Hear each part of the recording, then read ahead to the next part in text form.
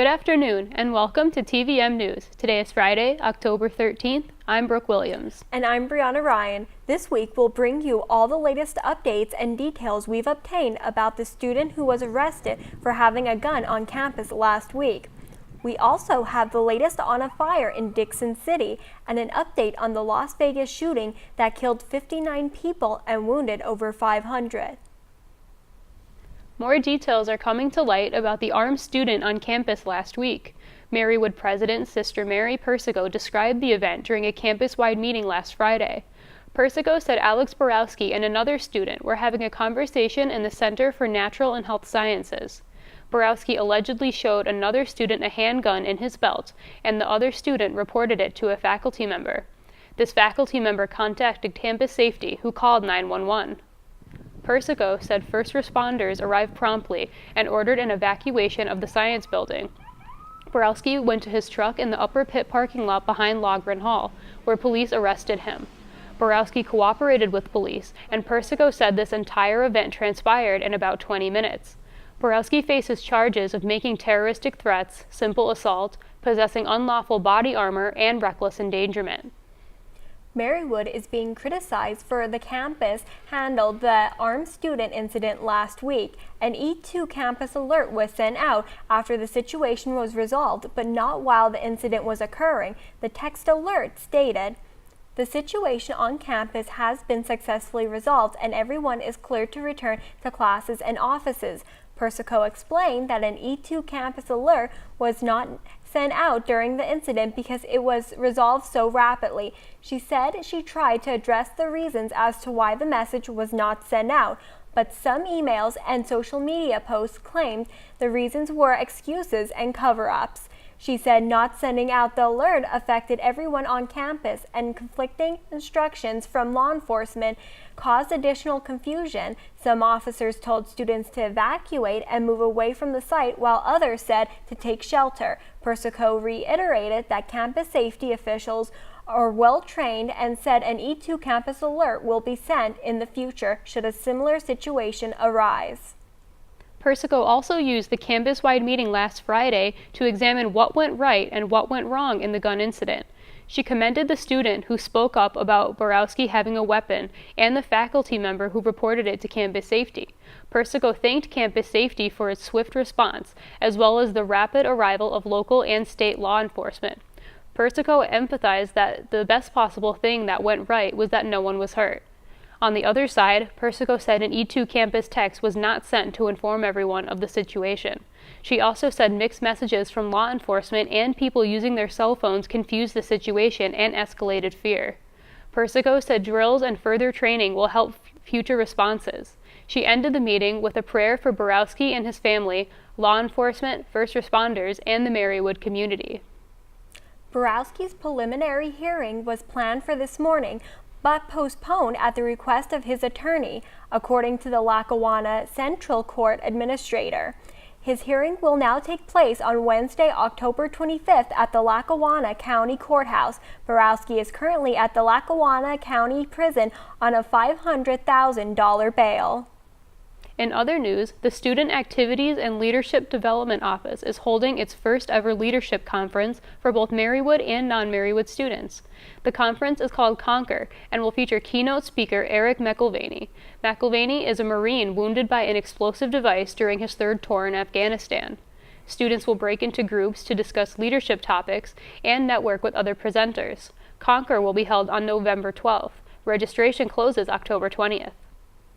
Marywood Campus Safety is on the lookout in the wake of a broken Learning Commons window. The damage was reported to Chief of Campus Safety Mike Finnegan around 3 a.m. on September 29th. The cause is unknown and the window remains broken. Marywood's radio station 91.7 VM-FM is spreading the news about college radio. TVM's Manfid Duran has more. Students unite to celebrate the importance of college radio.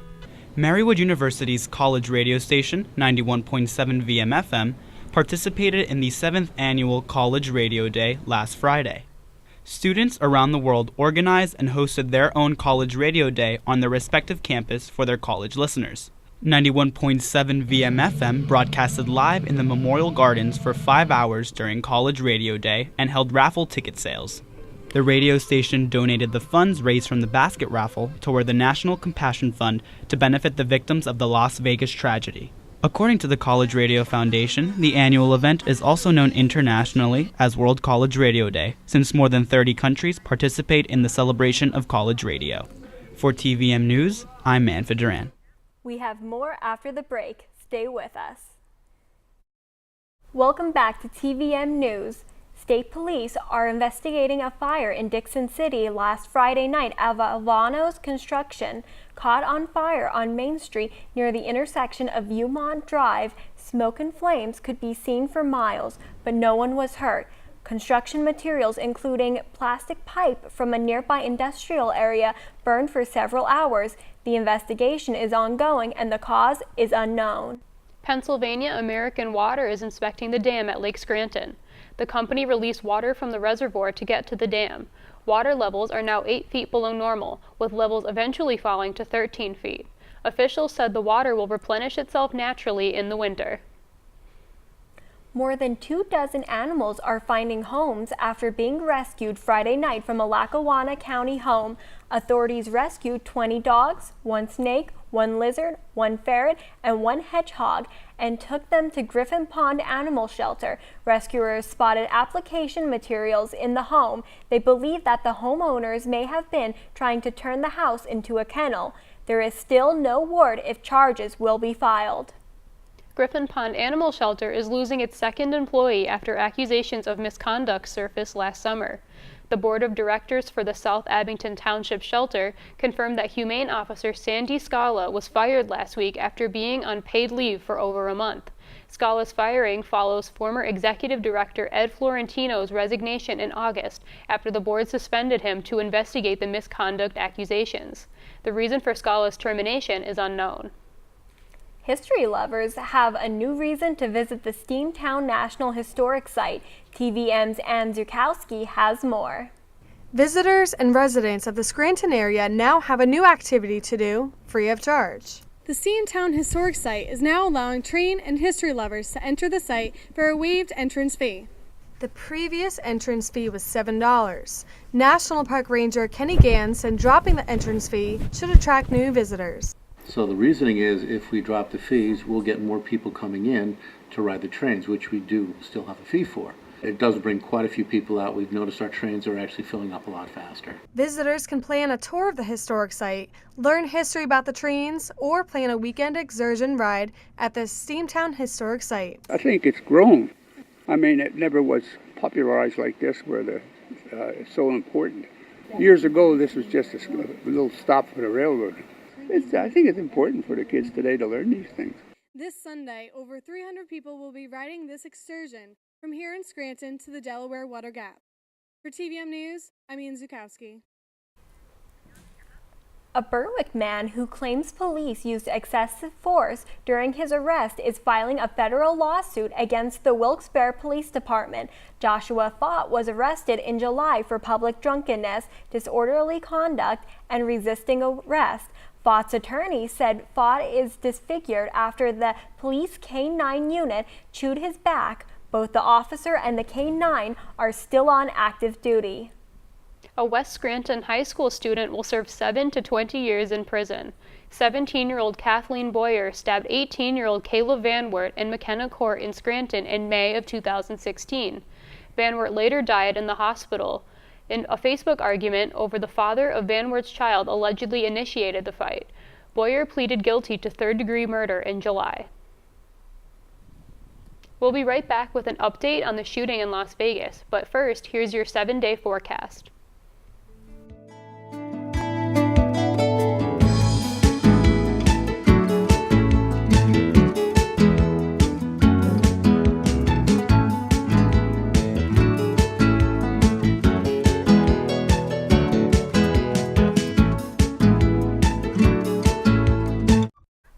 Thank you for tuning in to TVM News. More details about the mass shooting in Las Vegas that killed 58 people are being uncovered. One unknown remains, the shooter's motive. Stephen Paddock planned the attack ahead of time, requesting a room that overlooked the music festival and setting up cameras in his hotel suite and hallway. Police believe Paddock did not have any accomplices, making it more difficult to understand his motive. A majority of the dead have been publicly identified, and 500 more are still recovering from gunshot wounds and injuries. The Las Vegas Strip went dark 1 week after the shooting to honor the victims. The National Rifle Association says it supports a review of bump fire stock regulation after the recent mass shooting in Las Vegas. CNN's Emily Schmidt has this report. The sound of firing bullets Sunday was so jarring, so different. Washington couldn't help but take notice. Look, I didn't even know what they were until this week, and I'm an avid sportsman. House Speaker Paul Ryan is talking about congressional action on what made those bullets fire so quickly. Bump fire stocks, a legal gun modification which makes legal semi-automatic guns fire almost like a banned automatic weapon. Clearly, that's something we need to look into. Other Republicans agree. Yeah, there are going to be some hearings. I'd be willing to entertain those. Democrats tout a chance for rare cooperation. Certainly, the public pressure in terms of bump stock is such that we would pass that if you bring it to floor. I think it would be a great moment to show the country that we can work together in a bipartisan way to address this issue. A senior House GOP member tells CNN a bump stock ban could pass in the Republican-controlled House, especially because, as the Trump White House points out, the bump stock policy comes from the previous administration. By 2010, the Obama administration's Alcohol, Tobacco, and Firearms Bureau said they wouldn't regulate that device. Considering bump stocks were largely unheard of on Capitol Hill before this week, this much talk about a ban this quickly is a new sound in Washington. I'm Emily Schmidt reporting. Dangers from Hurricane Harvey persist long after the storm has passed. The U.S. Environmental Protection Agency says flooding from Harvey may have washed an unknown amount of dangerous chemicals downriver from a Houston area Superfund site. The chemicals have been linked to birth defects and cancer. The EPA has ordered the companies responsible for the chemicals to immediately repair the damage at the site. Nearby neighbors worry that contaminated mud may have washed into their homes. The U.S. Justice Department is shifting its views on transgender rights. Attorney General Jeff Sessions says Title 12 of the Civil Rights Act does not protect transgender people from workplace discrimination. The debate centers on how the word sex is interpreted. Former Obama administration Attorney General Eric Holder said sex includes gender identity, which would protect transgender individuals. Sessions maintains that sex only means biologically male or female. Sessions said the Justice Department will take this position in all pending and future matters, except certain cases where a lower court precedent has ruled otherwise. President Trump is calling out late-night TV hosts, accusing them of working with Democrats. On Twitter, Trump tweeted, "Late-night hosts are dealing with the Democrats for their very unfunny and repetitive material, always anti-Trump. Should we get equal time?" And also tweeted, "More and more people are suggesting that Republicans and me should be given equal time on TV when you look at the one-sided coverage." The late-night pundits most often associated with the anti-Trump routines include Stephen Colbert, Jimmy Kimmel, and Seth Meyers. The Trump administration is rolling back an Obama-era health care mandate that requires most employers to cover contraception. Under new guidance from 2 federal agencies, employers will have the right to deny coverage for birth control based on religious beliefs or moral convictions. This new directive could result in hundreds of thousands of women losing their birth control coverage. Religious groups like the Little Sisters of the Poor applauded the action, while the American Civil Liberties Union and women's rights groups say they will challenge the policy in court. Pennsylvania Republican Representative Tim Murphy is resigning from Congress amid a scandal he allegedly told a woman he was romantically involved with to get an abortion. Murphy has been strongly against abortion for his 15 years as a lawmaker. Murphy faced pressure from GOP leaders and senior Republicans to resign after announcing he would retire after the 2018 election. He resigned 1 day later. House Speaker Paul Ryan said he supports Murphy's decision to quit. Up next, we'll check in with John Ferraro for the latest in sports. Stay tuned. Welcome back Welcome back to TVM News. Let's go to John Ferraro for the latest in sports. John? Thanks, Briana. The women's soccer team, currently in second place in the Colonial State Athletic Conference, managed to shut out Marywood-University last week. Sophomore midfielder Renee Mokum began the scoring early in the first half. Sophomore forward Shayla Olszewski doubled the Pacers' lead just moments after she entered the game in the 35th minute. Marywood then tacked on 3 insurance goals in the final 10 minutes. The win brings Marywood's CSAC record to 6-1, while dropping Immaculata to 4-2.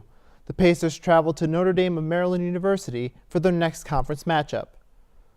The field hockey team handles Notre Dame of Maryland University in dominant fashion to notch their second straight conference victory. I was there to cover it. The Pacers improved to 2-1 in conference play by dominating the Gators from start to finish. Sophomore forward Lindsey Quinn wasted little time as she put Marywood in front just over a minute into the action. Gladden then assisted fellow sophomore forward Lindsey Quinn to put Marywood up 2-0. Sophomore forward Carly Kaminsky scored off a rebound in the 13th minute, while freshman forward Angela Sanchez added to the lead with 2 goals before the end of the period. Marywood never looked back and never let up. The Pacers beat the Gators by a 10-1 margin. An even more staggering number was the shot differential. Marywood outshot the Gators 50-2 with 39 shots on goal. For TVM News, I'm John Ferraro. Pacers fans are still talking about last Saturday's comeback victory for the men's soccer team. The Karen Highlanders came to town looking for a big road win. Karen had a 2-0 lead early in the second half before the Pacers stormed back. Freshman midfielder Capsers Borders started the rally with the goal in the 49th minute.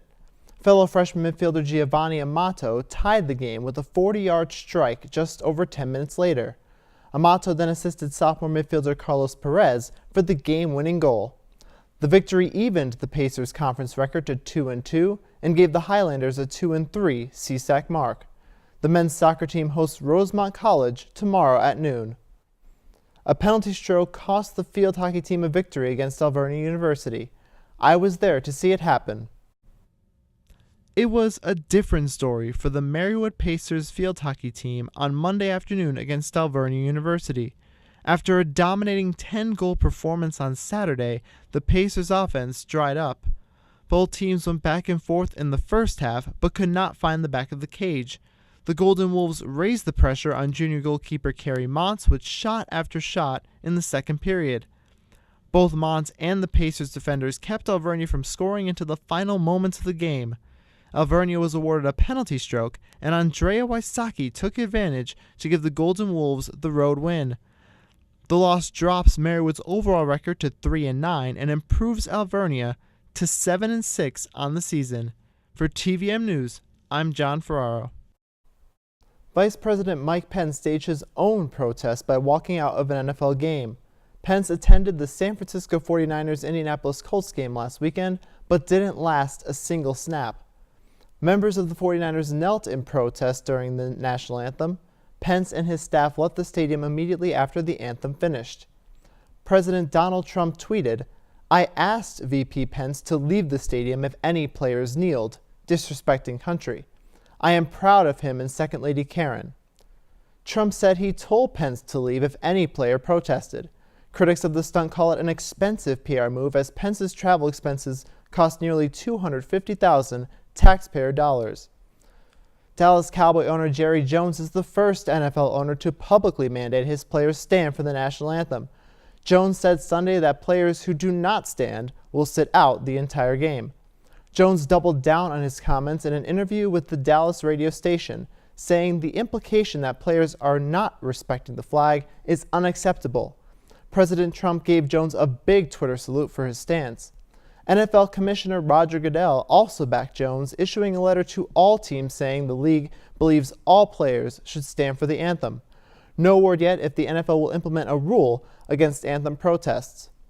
Not everyone is a fan of Jones' views of anthem protests.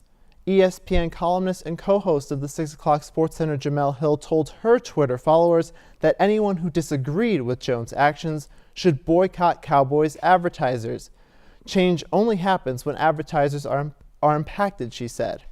ESPN suspended Hill for 2 weeks for a second violation of the company's social media guidelines. Hill called President Trump a white supremacist on Twitter last month. That's all for sports this week. Back to the desk. Thanks, John. Buddy the Parrot is now famous for his ability to online shop through Amazon's Alexa. The 5-year-old bird impersonated one of his owners and bought a set of gift boxes when she was not home. Buddy's owner had never used Alexa to order anything online. Buddy had to figure it out all on his own. I wonder what Buddy planned on using those gift boxes for. It adds a whole new meaning to the word bird brain. That's going to do it this week for TVM News. From all of us here at TV-Marywood, thanks for tuning in. I'm Brooke Williams. And I'm Briana Ryan. See you next week.